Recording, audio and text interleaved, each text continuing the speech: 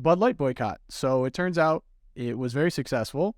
Bud Light sales have dropped 26% in the week of April 17, 11% the week prior, 8% down overall this year. Now, for people listening who see those numbers, they're like, that might not be super significant.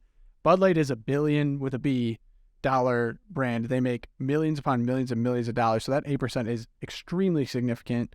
And I think what made this one interesting for a lot of people was it felt like a win in a time where boycotts really have not worked. I think the most recent one that gets brought up is the NFL boycott after the whole Kaepernick taking the knee, which really didn't end up being successful. But this one was different. Yeah, well, we're talking about significant damage. So yeah, Josh, what's the reason to you? Why was this one so successful? Well, I mean, boycotting the NFL is kind of tough because, what's your alternative? If you want to watch professional football, this is the only league. It's not like one team did something bad. It's like if you said, the only way that could have worked is like, don't buy any more San Francisco 49er jerseys. Don't go to any San Francisco games. That might have worked, but it's a little bit tougher. Now, when it comes to Bud Light, it was like easy. You have a lot of choices if you want to drink a cheap domestic beer that tastes like water. You don't have to buy Bud Light. You could get Coors Light. You could get Miller Light. Just pick one of these other ones. And so, and some conservatives are like, well, wait a minute now. Coors is still pretty woke. So is Miller and all this stuff. Yes, we sort of understand most of these companies are pretty liberal and pretty woke and pretty stupid. But if you want to send a message loud and clear that Bud Light made a massive mistake by putting this man who pretends he's a little girl on a beer can, then don't buy that beer and make that beer can, that Bud Light, make it a pariah so that it'll send a message. And they'll notice the sales. And what happened? Like the first few days, sales are just plummeting really bad. And they took Bud Light took the ad executive that made the mistake and sent her to Siberia or something like that. And they tried to moving on. Here's a commercial with the American flag and the Clydesdales and la la la la. We love America. Get it? And it totally reminded me of George W. Bush in 2004. Like, see, I love America, and God bless the American flag, and this is great, and just ignore the fact that I've made all these mistakes. Reelect me, and it's like, oh my gosh. And so, but it didn't work. Budweiser tried that. It didn't work. It's like, I don't give a crap about your horses. You're peddling trans crap, and we're not going to drink this anymore. We're going to pick something else. And some of the liberals are like, oh, you're so clever. Did you know that Anheuser-Busch sells like 40 brands of beer? Are you going to boycott them all? No, I'm not going to boycott them all. I'm going to boycott one. I'm going to boycott Bud Light. I'm going to tell everyone, don't drink Bud Light. So they get the message, don't put this weird dude on the can. Right. I mean, Bud Light, they really, I would have loved to be in the marketing meetings where they pitched this, but they really made themselves the target of all the cheap, forgive me, horse piss that's out there. They really chose the prime example of everything that Red America hates about the trans ideology that has just been forced on them. Like, we woke up one morning and there were rainbow flags everywhere, and we had to put pronouns on our name tags in corporate America. Dylan Mulvaney is really the icon of this. So for Bud Light to choose them to meet their ESG score that they wanted to hit or something, that was like putting the target on their backs to be then, like you said, Josh, like everyone's woke. All of the beer companies, they all have an ESG score. They all are, being woke. But Bud Light really singled itself out and was like, hey, we're gonna put Dylan Mulvaney on our can, and that was It's smart choosing Bud Light though, because if you think about it, like, I don't know, Microsoft or something, if they do that, like, are we all gonna be able to stop using Microsoft Word Probably or whatever? Not.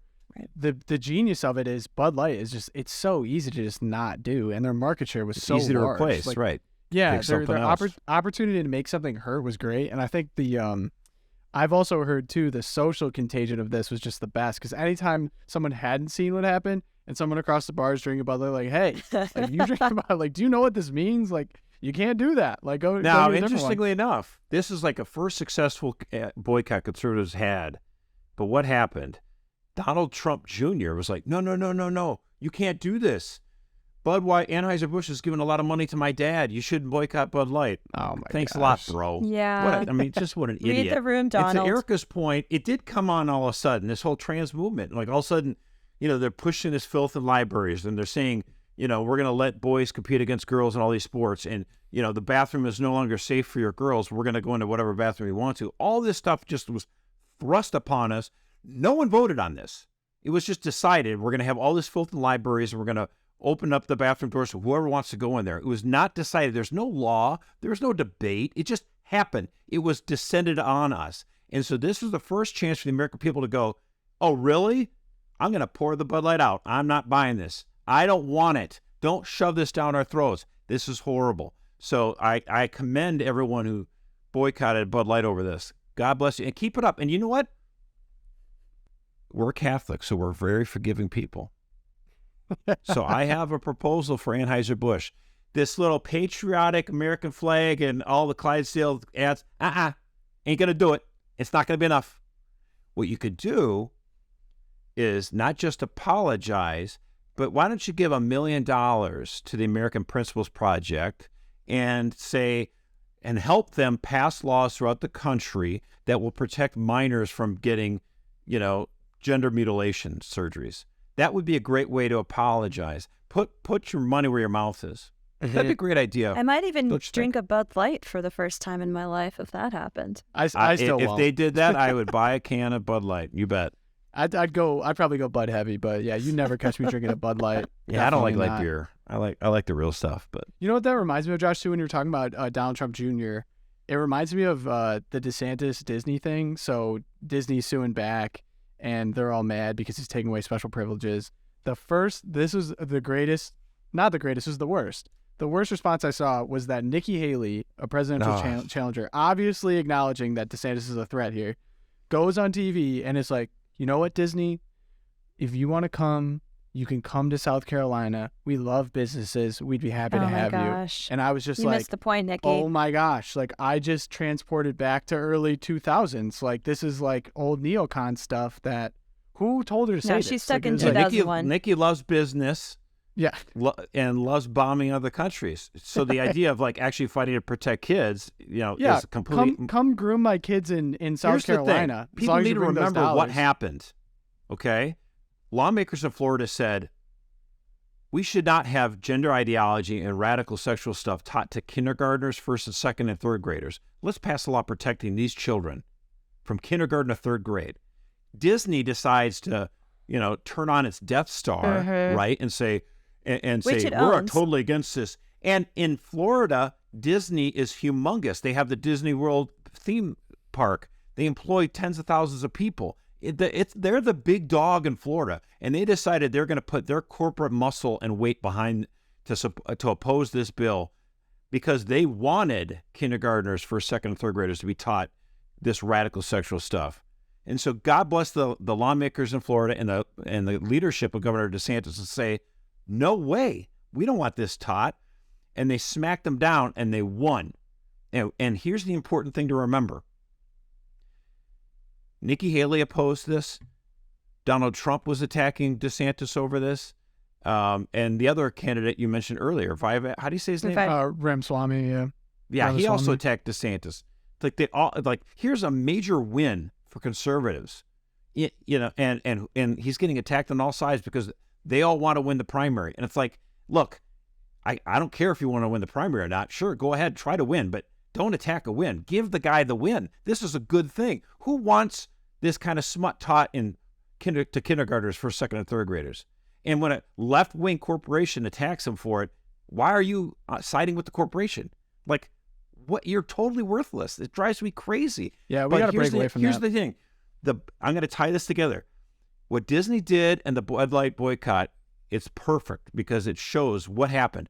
Do you think corporations are going to be a little bit more cautious about putting Dylan Mulvaney on their stuff now that we had this clapback on the Bud Light? I think so. And actually, you know what? Since DeSantis pushed back against Disney, what has the Florida legislature done? They've passed additional laws protecting, pro-life laws protecting babies, the heartbeat bill. They did legislation on guns, all these other things against woke stuff in schools. They've reformed the college there, a new college in Florida. All these things that have been going on in Florida, and Disney's like, They've kept their mouth shut. Little Mickey Because Mouse they whistle. know the big mouse needs to shut up.